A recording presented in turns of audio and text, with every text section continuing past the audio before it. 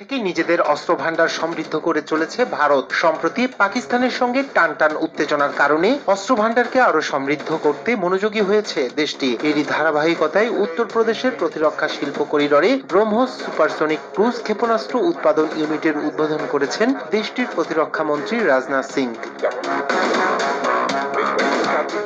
ভারত আর রাশিয়ার উচ্চ ক্ষমতা সম্পন্ন সামরিক প্রযুক্তিতে তৈরি এই ক্ষেপণাস্ত্র দেশটির প্রতিরক্ষা ব্যবস্থায় নতুন যুগের সূচনা ঘটালো বলে দাবি করেন রাজনাথ সিং। এ সময় ভারতকে বিশ্বের সবচেয়ে শক্তিশালী রাষ্ট্র হিসেবে গড়ে তোলারও প্রত্যয় ব্যক্ত করেন তিনি। ভারত আর রাশিয়ার এক হাই ডিফেন্স টেকনোলজিতে তৈরি ব্রাহ্মোস আজ নতুন যুগের সূচনা করলো। পাশাপাশি প্রতিরক্ষা ক্ষেত্রে ভারতের অন্যতম হাতিয়ার হবে এটি। আমরা প্রতিনিয়ত আমাদের শক্তি বাড়াচ্ছি।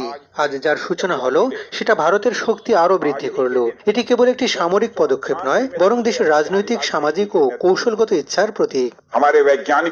2021 সালে নতুন এই কারখানাটি নির্মাণ কাজের উদ্বোধন করেছিলেন প্রধানমন্ত্রী নরেন্দ্র মোদী। বছরে 100 থেকে 150 ক্ষেপণাস্ত্র তৈরির লক্ষ্যমাত্রা নেওয়া হয়েছে এই সামরিক অস্ত্র তৈরির কারখানায়।